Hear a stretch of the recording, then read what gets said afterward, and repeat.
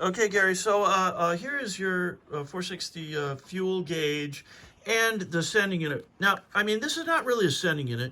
As a matter of fact, we don't really know what this does, but you claim that it interfaces between the fuel gauge and the sending unit. Well, just to give you some idea about fuel gauges, go ahead and operate this, will you, Steve? Okay. We have the resistance varying here, just as a fuel tank sending unit would. Standard fuel gauge operation.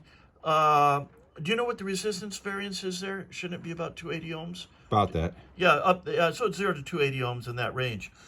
Now, we are fixing this because we did find bad diodes, a bad transistor and bad capacitors in it.